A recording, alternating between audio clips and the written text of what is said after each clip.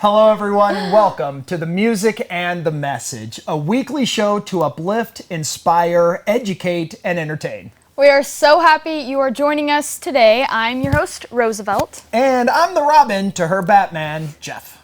On today's show, we meet the Childhelp's Chief Development Officer, Michael Medoro, and I challenge my sidekick, Robin, over here to a game of alphabet interview. And I'll take you inside the fatherhood for some dad advice on how to kintness your children. But don't worry, it's actually a good thing. And Rosevelt sings "Oh America."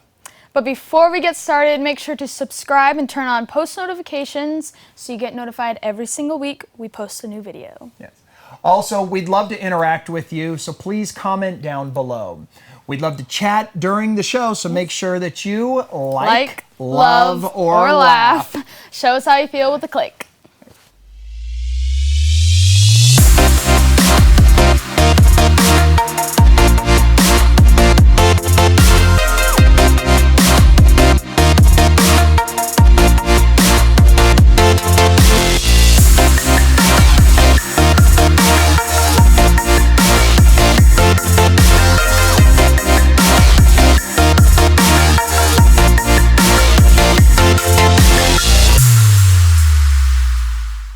Today is going to be amazing. Yes. I am so excited for our guests and games. Yes, but first we want to thank our sponsor, Event Lab Studios.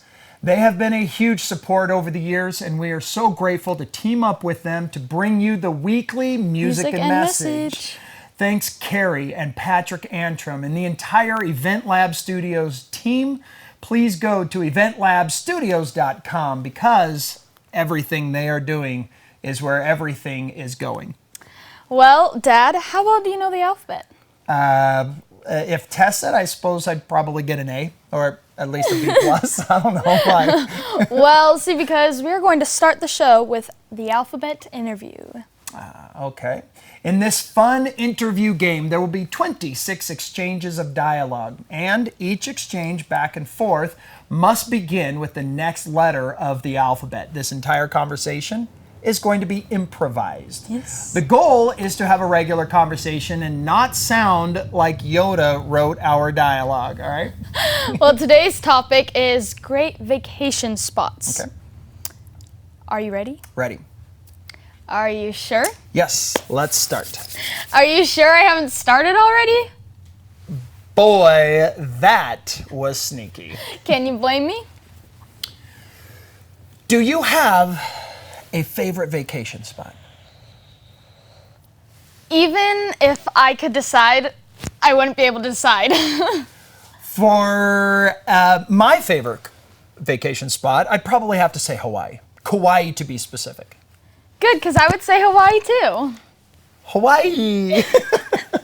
I love vacations. Just as a top vacation spot is going to be Hawaii. But what might be a second vacation spot? Now that's a good question. Wait. You go. Okay. Let's see. I would probably pick Tennessee. Most likely Tennessee would be my second favorite. Franklin, Nashville area. We actually just got back from that. Yeah.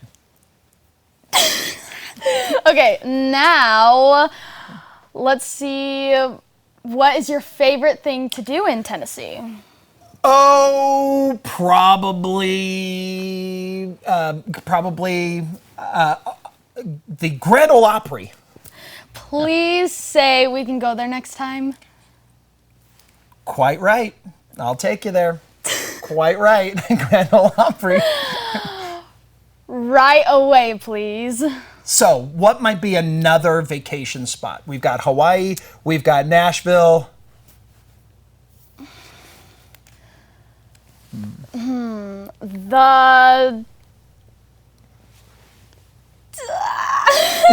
I'm not good at this game. Okay, the Utah would be fun to go to. Utah would be great. There's a lot of snow. I just gave you that. Yes, you did. Very well then. I would probably like to go to Florida. Well, Florida's nice this time of year. Exactly.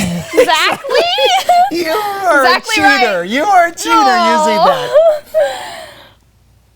Zippity-doo-dah. Zippity-doo-dah. All right, that's awesome. Well, Oh my goodness. that's a lot of fun. That's a fun game that you can play with your kids while driving. It's called the Alphabet Interview. Pick a topic and have some fun. Yeah, well, comment down below where is a great place to go on vacation. All right, and whether it's Florida or Utah or Hawaii, it doesn't matter. But we hope that you'll comment down below. Roosevelt, it is time for In the Fatherhood. I want to take a moment here to talk to all the dads out there on the internets. Hey dads, how you doing? Are you good? Are you great? You hanging in there? I'm a father of 6 children, and believe me, sometimes hanging in there is all that we can do. But you can do it. Keep being the good father you know that you're supposed to be. If you are giving any purposeful effort to spend time with your children, you are doing better than most dads. Making time in a busy schedule can be tough, but it's very, very much worth it. So keep your eye on the prize. You've got this, brother. Now, besides Rosevelt, my wife and I also have 5 boys. And I recently came across the book Boys Adrift by Leonard Sachs. It's an amazing book about young men and how they are being raised today. This book and research is fantastic. So if you are raising a boy in your home, you should read this book. And I want to talk about one thing that really stood out to me. In most other languages, there are 2 different words for the English word no, K-N-O-W. For example, in German, Wissenschaft, I believe that's how it's said, Wissenschaft, and Kenntnis. I hope I'm saying those correctly. But Wissenschaft means to learn or find out. It's book smarts, science, academia. Kenntnis, on the other hand, means to know by experience, understanding, awareness, wisdom.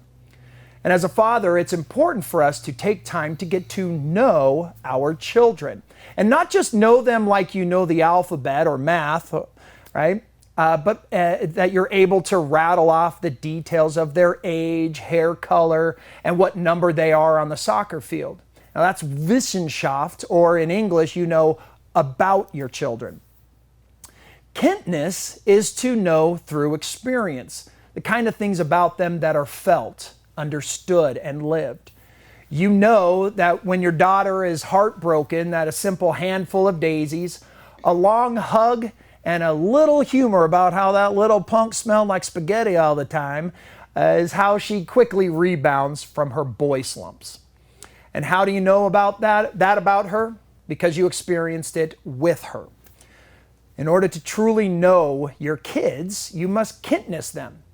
Know them by experience. Know them by doing things with them. Carve out time and create moments with them. Play catch. Play Barbies, right? We ever play Barbies? Color, bake, or bowl. Whatever you do, make sure that you take time to create memories. Alternatively, be mindful of how your children know you. What has been their experience? Is their experience that you always yell, or that you're mean, or that you are too busy? Are you so disconnected that they can only rattle off the things that they've Wissenschaft about you? Your children need to Kenntnis you as well.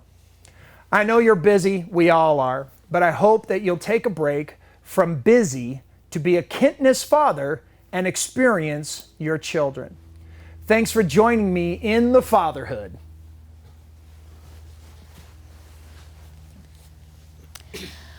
Over the past years, America has seen its division, hate, violence, and uncertainty. Today's song, "Oh America," has a variety of meanings to me. I love the lyrics because it's not just America the country that has a wounded heart, it's Americans, but mostly the children. They are calling each of us to be true to them. We must keep them safe. We must take their hand and lead them to the light. I ask you to listen to this song at least 2 times. Once as a patriotic song to remind you of this great country that God created and blessed.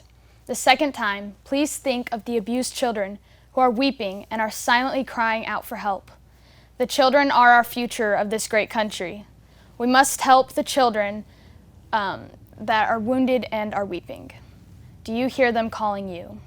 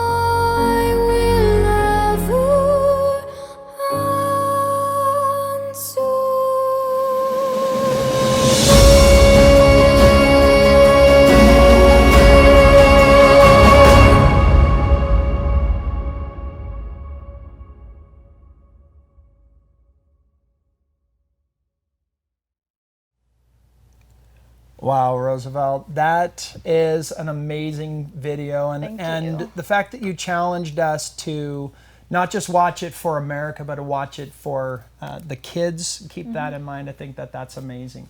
You can watch that video on Rosevelt's YouTube channel as many times as you wish. Yes. Please share it and drop her a comment below. Be sure to subscribe to the channel because more music is coming really, really soon. That's right, we got some new music coming. So we've got music, check. It's time for the message. Yeah, so for more than 60 years, Childhelp has been dedicated to prevention, intervention, and treatment of child abuse, and has helped over like 11.5 million abused and neglected children. Yeah. Our guest today has more than 20 years of executive leadership experience in the nonprofit sector. He leads the national fundraising and marketing efforts for Childhelp, our favorite charity. Please welcome Michael Medoro. Michael, welcome. Thank you so much for coming and joining us today. Oh, well, this is fun. Thanks for having me. I appreciate it. Yeah. So how long have you been with Childhelp? I've been with Childhelp for a little more than 8 years. Okay. Awesome. Yeah. And I mean, you're entrenched in the deep of it. We're kind of on the outside and just seeing what you guys are doing, and you guys are doing some amazing things. Thank you. Thank you very much. We appreciate that. Yeah. So I want to get started with some get to know you. Okay. Right. So I'm going to ask you a dozen questions. And these are rapid fire. I haven't prepped you. I haven't told you what any of these questions are. So this is off the top of your head. But this is a chance for our audience to get to know each of our guests on a more personal level. So are you ready for this? I'm ready. I think he's ready. A dozen questions. All right, here we go. What is your lucky number? 18. Where did you grow up? San Jose, California. What was your first car? A Hyundai Excel hatchback. Yeah. Nice. What emoji do you use the most? The thumbs up. All right. What superpower would you give your wife? Oh. Something to think about. Superpower I would give my wife. Yeah. A hard one. Fly.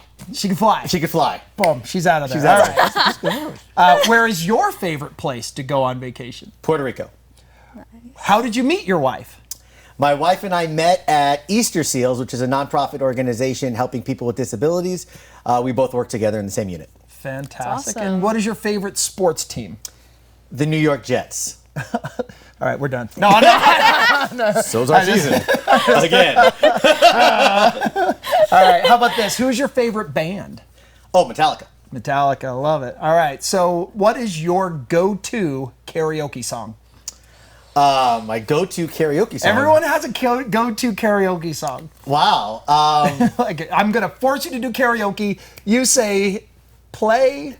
Wow. Drawing a blank on that.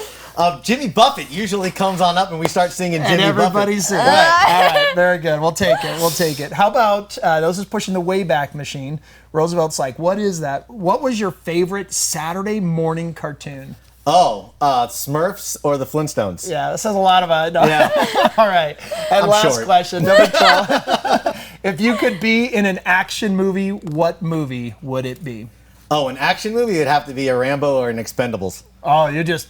Yeah. Okay. I'm a big Stallone fan. There you go. So, yeah. All right. Very good. Well, thank you so much for hitting our dozen questions. Thank you. It's really, really important for us to laugh. I've got a segment here that says, how important it is that we bring in laughter as we dive into some of these very, very serious subjects. So we appreciate that. How important is laughter and humor for you and all that you do? Oh, laughter is a huge part of not only what we do, but how we get through what we do. Yeah. Child abuse is a hard subject. It's not a subject that anybody enjoys talking about. It's not a subject that anybody wants to think has any close proximity to their own lives, to their family, and to their friends. But the reality of the situation is that in America today, 5 children die every day as a result of child abuse. And that's what we know about. Yeah. We know that there's far more greater numbers of children that are actually affected by and we're losing their lives as a result of child abuse. But that's what we know about. So when you're in an industry and when you're in a profession where you are working alongside some of the most phenomenal people, biggest hearts, biggest expertise, giving of themselves in every way possible to address a subject matter that is as hard as that, humor is a vital way for us to be able to break some of the stress and tensions around it and bond with one another. Absolutely, absolutely. It's, we talk about appropriate humor.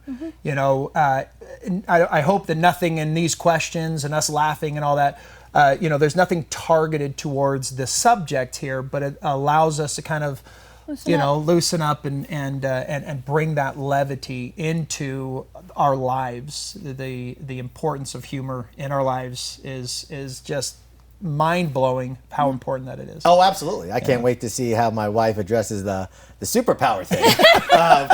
Wait, you said what? You said fly. Why did you say fly? I would just elevate came you to in my all mind. situations, my love. That's why. I would give her the ability to create other superpowers that she needs. Where were you about 2 minutes ago with that? Right. You know? So I was battling between that one and invisibility, but I thought that was going to come out, so you don't want to see me. So I was like, no, I want to see you all over me, fly all over the place. That's right. There you go. Oh, that's awesome. Yeah, so after all the fun, we do have some more meaningful questions that we would like to ask you to Please. get to know more about what you do and a little bit more about Childhelp. So the first question is, what should people know about Childhelp? Well, Childhelp is the nation's largest and oldest national nonprofit, as you mentioned earlier, dedicated to the prevention, intervention, and treatment of child abuse. Yeah. Now, it's a big sentence. Let me break that down a little bit. Please do. All right. So, Childhelp has 2 national programs. Our Childhelp National Child Abuse Hotline and our Childhelp Speak Up, Be Safe Prevention Education Curriculum. So I'll start with the hotline. The hotline is phenomenal. Yeah. Now, this is the only hotline that operates anywhere in the world, 24 hours a day, 365 days a year, by master or doctoral degreed counselors. So you could have been a phone operator working on hotlines for years and years, but if you were not a professional counselor, this would not be a hotline that you would find yourself working on. Right. This hotline also has the ability to serve up to 170 different languages through interpreters, and has technology built into it to identify any community resource with a particular caller that is calling in crisis. And as a result of some support that we received a few years ago, the hotline has been able to expand to not only provide phone calls, but text and chat capabilities as well, which has been a huge input for us because now we're able to meet children in the mediums that they're most comfortable using. So the reason that I make note of that is because I want you to imagine, especially in America today, where you are either witnessing or experiencing abuse and trying to answer the question, is what I'm seeing abuse? Is what I'm seeing harmful? And what are the ramifications if I'm wrong? Right. Yeah. What do I do if I'm right? Right? These are challenges. Our counselors allow individuals in those particular situations to take the first step to answer those questions. And if it truly is an abusive situation, then they link them with the community resources to intervene and protect children that are in crisis. And if it's not, then to educate and help that community understand what is and what is not abuse. Right? How do we make the hotline known? How do we make people aware of the hotline? Well, that's where we have Childhelp Speak Up, Be Safe. Now, this is the only prevention education curriculum on the market today designed to educate children from pre-K through high school on exactly what are the signs and symptoms of abuse. How do we distinguish what is an abusive situation and what is not? And then when we are beginning to connect what we are either witnessing or experiencing with what we are learning inside of this curriculum, then we have a professional counselor available to us 24 hours a day to help navigate the very next step. And that really is that 1-2 punch combination that distinguishes Childhelp from any other organization addressing child abuse, not just in America, but around the world today. Now, so what happens when a child actually experiences abuse? That's where Childhelp is the organization that pioneered and created the Multidisciplinary Advocacy Center. So Childhelp operates 2 advocacy centers. One is in Arizona, right here in Phoenix, and the other one is in Knoxville, Tennessee. I heard you guys talking about Tennessee earlier. It's right over there. Now, what our founders, Sarah O'Mara and Yvonne Feddersen, discovered when they first started tackling this subject matter 6 decades ago. Yeah, they're awesome. Right? They are phenomenal. Salt of the earth people. We call them angels on earth, actually.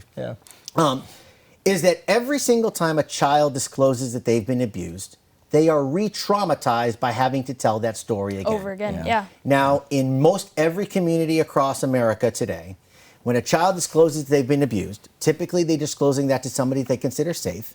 And in most instances, that's an individual who has to report by mandatory reporting laws that abuse has happened. They're going to report that typically to some form of a law enforcement official who now has to come in and take that story again, meaning the child has to disclose their abuse again.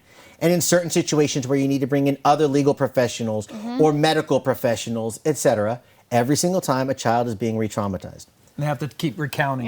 Keep recounting the stories, detail by detail. Now, from a legal perspective, this becomes a defense attorney's dream, right? Because now, every single time, it's like that telephone game. I tell you a story, then you tell Jeff a story, et cetera, et cetera. By the time it gets all the way across the room, the story has had minor variations here and there. Different. Defense attorneys typically are going to sit there and be like, well, you said that this happened to you here, but then later you told this individual this happened, and then later the story changed again. Now who's on trial? Is it the person that has actually offended the child, or is the child victim, on trial? right. Right? That's what Childhelp cuts through. Nice. We sit there and say, awesome. no. We created a multidisciplinary center in which a child comes in, and every single professional that is designed to work around the advocation and the investigation of a child abuse case is under that roof, working together as a solid team. That's awesome. So, for example, here in Phoenix, you have got Childhelp in the same building as Phoenix Children's Hospital, Right. as Phoenix Child Crimes Unit for Phoenix PD, Maricopa County Attorney's Office, Office of Child Welfare Investigations, etc., all working together as one team. A child comes in a child-centric, friendly environment. So not a we've sterile seen it. hospital, Right, we've not an seen it. intimidating police Yeah, it's station, awesome. right? Wonderful. It's for the Child-centric kids. advocacy center, exactly, It is designed for the kids. Yeah. A child comes in and they only have to tell their story once through audio and video recordings that are done with a team working right outside that investigation room, and by a trained child forensic interviewer. That child tells their story one time, never re-traumatized again, and every professional working on the investigation and advocacy of those services has that one story to use. Yep. What we have seen, significant reduction in the Nice. re-traumatization of child, that's awesome. and significant increase in the prosecution of offenders. Nice. Yes. That's awesome. Like, where's the applause? Well, Yeah. that's something that we get every single time we see a Nice. child rescued from an abusive situation and on a road towards recovery and healing. And that really is the applause that we look Nice. for. Yeah. Nice. Now, on both coasts, in California and Virginia on the East Coast, we operate 2 full-time 24-hour residential treatment facilities that we Yeah. call villages. Yeah. They're awesome. We love the villages. Like, got we've been to both, and it's They're amazing. like, it's not just like a home. Like, it's a village. It's property, and the kids. Like, I don't know. There's you know more than I do. I mean, it's a home. It becomes a sanctuary. I love that you use the word home, because that is exactly what our founders, Sarah and Yvonne, aimed to create when they first started these villages, and what we aim to make sure every child that comes onto that campus feels. Yeah. What you are going to see anytime you come into a Childhelp facility, any facility, from our administrative offices all the way into our villages, you are going to see a sign above every door that says, "All who enter here will find love." love. Yes. That's how we measure success. We measure success by, are the children here feeling love? Are they safe? Right. Are they healing? Are they advancing in a way that we aspire all children in this country to grow? Or are they still feeling horror and fear and trauma and danger? And That's one of the things that drew us. There's a number of things that drew us to make this our favorite charity, and love the ladies. Yeah. Is that the ladies, that they, hammer down and say, look, we're not going to give these children used items. We're not going to give them hand-me-down shorts. They come in Because they've already feel like they've been used. and yeah, I a lot love of the that. kids. Yeah, a lot of the kids don't feel like they're, they feel like they're hand-me-downs anyway, right? Yeah. But here's something new. This is for some of them. Some of the stories we've heard. This is the first time they've ever received anything new. yes, you know? absolutely. There was a very unflattering phrase that children, when Childhelp first started, were called, which was throwaway children. Yeah. And in many ways, children who have experienced some of the worst forms of abuse that you can imagine, still to this day, that's how they feel. When they come onto a Childhelp campus, one of the things I love about our villages is every child that comes onto the village receives a brand new bike for them to be able to use. And you're talking, Yeah. our villages are 100 to 150 acres Right. of Which is open land for children to amazing. run Right. and play Right. and Feel explore free. and have adventures, right?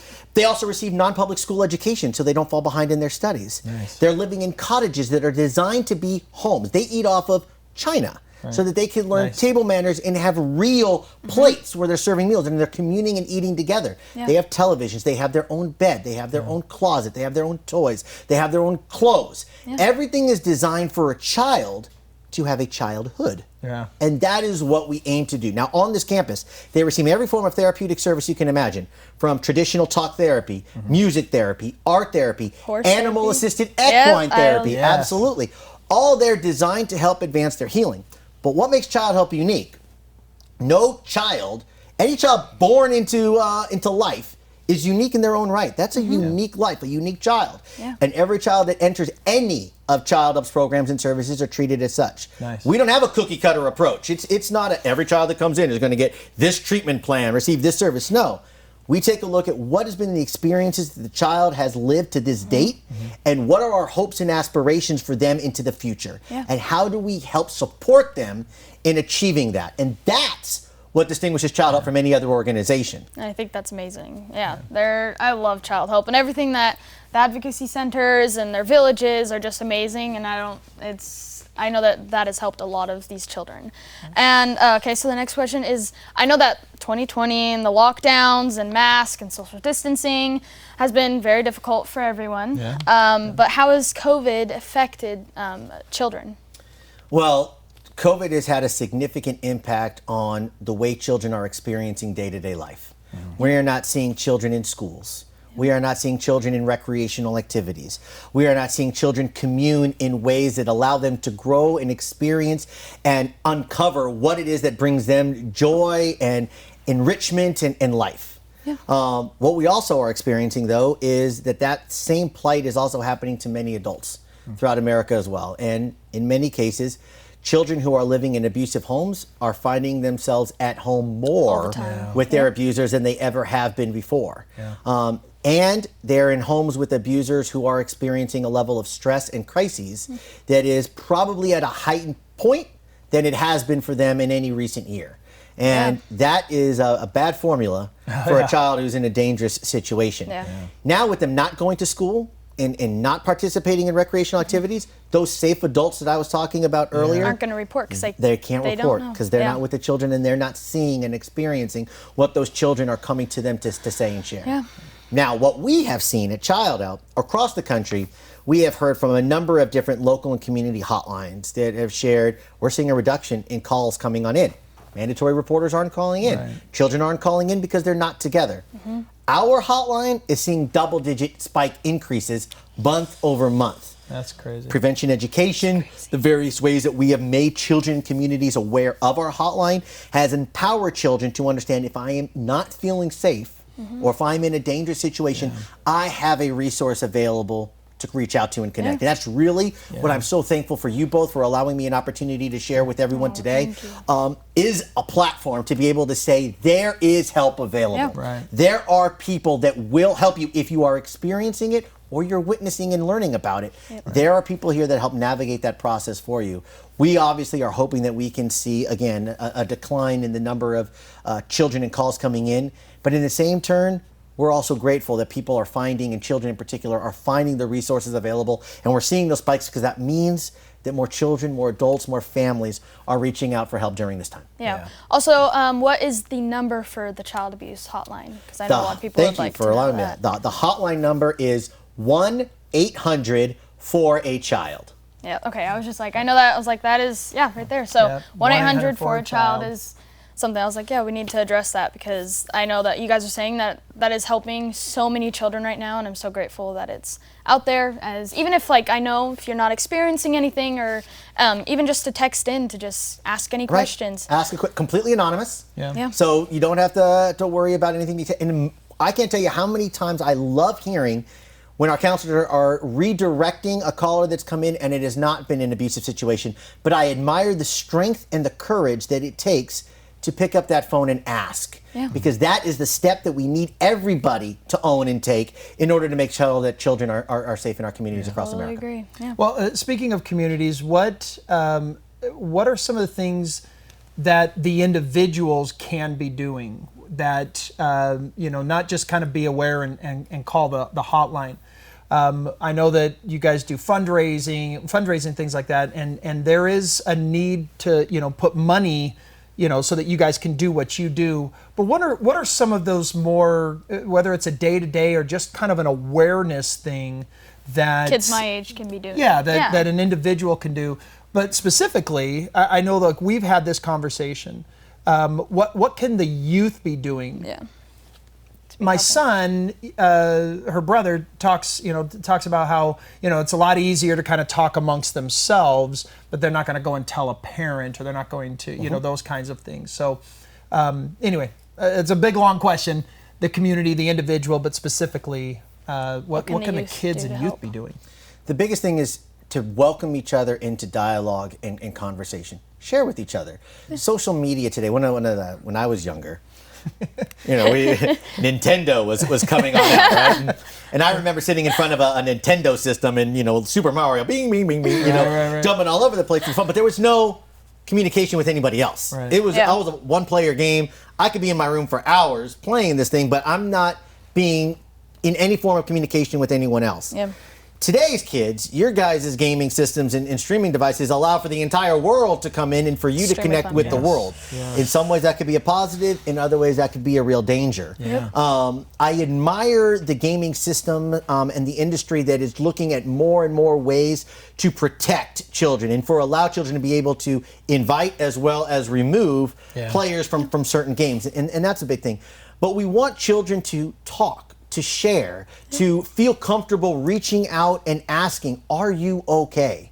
What I'm learning about in school and what I'm seeing happening to you, I'm drawing a parallel and a connection that I want to check in and make sure you're okay. And if they are okay, great. But if they're not, if there's a question, just a question, find the courage to share. Let's talk together. Let's reach out to the hotline together. Let's reach out to a counselor together. That's the easiest thing that I would ask for youth.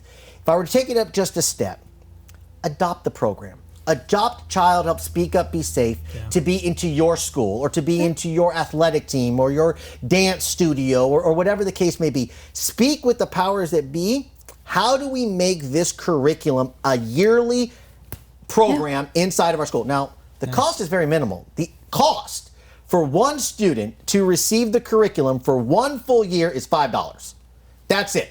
$5, and you can equip one student for an entire year. That's awesome. To do that. So if I'm at a school, right, and I've got 1,000 kids at this school, $5,000 a year is going to make sure that every single student in that school gets that curriculum. That's a student project. That's a, hey, can we as a student body, everybody chip in $5 to make sure that the underclassman that's coming into our seat next year, he or she is protected. Something like that. And in that curriculum is where there's posters and little, we call them niches that we give you bracelets, pens, etc. Yeah, swag. Always allow children to kind of reinforce, hey, this is the hotline number. This is who I call if I'm in support. So it's these these little subtle reminders throughout the school that are part of this program that allows children to constantly have that knowledge in front of them. This is what I do if I witness or experience something. When I was a kid growing up in the Bay Area, San Jose, California, earthquake country, right? We knew, hey, if there was an earthquake, we got trained every single year. You're going right under your desk and you're covering, or you're going to the door frame, right? Forest fires everywhere. We had Smokey the Bear telling us only you can prevent forest fires. New every single year, right? Stop, drop, and roll if there's a fire. I mean, we had all of these growing up. That kind of training. Right, these trainings every single year. So if the situation unfortunately happened, we knew exactly what to do. We want to take the exact same thing. We want youth to own that message today as it relates to bullying, trafficking, child abuse, all of the dangers. If we are going to be a society that is going to allow social media and live streaming and gaming systems an opportunity for predators to come on in, then we need to arm our children with the understanding of what to do if they witness or experience something that's inappropriate. They're the ones on the front lines. Right. Yeah, exactly. and I feel like a lot of children, when they're in these situations, it's more harder to go talk to an adult. And sometimes, like, a friend is the best thing that you can have, or a teacher, or someone who feels safe, because just say the adult is the person that's doing it, is you've got your friends and you've got these children. If they know if these other kids know what to do, then I feel like that is more helpful. Exactly. So. Powers and numbers. And that's one thing I will give this up and coming generation is you really are that generation that is willing to rally together. You guys are willing to rally together and vocalize, we don't agree with this, we don't like that. Love it, do it. Go out there and stand your ground and ask your questions and advocate for the things that mean the most to you, that are important to you. But I'm asking for child safety to be included in that. I'm asking if you see a child or a friend or a stranger being bullied, stand up as a group together. Do something. Empower that individual to not have to go through the horrors and the trauma and the abuse of that situation, and know that there's power in numbers. Yeah. You guys are demonstrating that on a daily basis in this country. That's right. That's a good thing. Good for you. Right. Well, That's thank right. you. Yeah, thank you. So we've got one last and final. Yeah, final question. Thank you for everything that you've done for Childhelp, and we appreciate it. But I do have one question for you. One question is, what is your final message you'd like to leave with us and everyone who's watching? My final message that I want to leave with you is thank you. Thank you. I am so appreciative that you have created a platform like this to be able to promote a message and a mission like Childhelp. Everything that I shared with you all, Childhelp's got 2 national programs, but the reality of the situation is most people are not familiar with who Childhelp is. Yeah. We are a nonprofit organization in which, on one end, we're really proud. More than 85 cents of every donated dollar to Childhelp goes directly into our programs and services. That's amazing. A lot of the things that I shared with you all about what I love about Childhelp and what I think distinguishes Childhelp from any other organization are things that we have to support through fundraising. We don't have products that we sell. We don't get a lot of government reimbursement to support those elements that really distinguish our programs and services from others, but that we know have such a tangible and valuable impact on rescuing children. Yep. But that also means we don't have a lot of financial resources to help spread the word. Right. And a lot of financial resources to make more people aware of not just what this epidemic looks like. And 5 children dying every day in this country, don't get that wrong. Oh, yeah. That's an epidemic. No, it's okay? Huge. We don't have a whole lot of resources to make people aware of that epidemic, and we don't have a whole lot of resources to constantly fight that epidemic. Yep. So an opportunity to be able to make people a little bit more aware of a subject matter that really isn't all that easy to talk about and to think about and to share. Thank you. I really appreciate that. And for your audience and for those that follow and for those that are taking this message and want to know more about what we do and what they can do to be a part of it, visit us at childhelp.org. You'll learn a lot about our programs and services. Reach out to me, my team directly.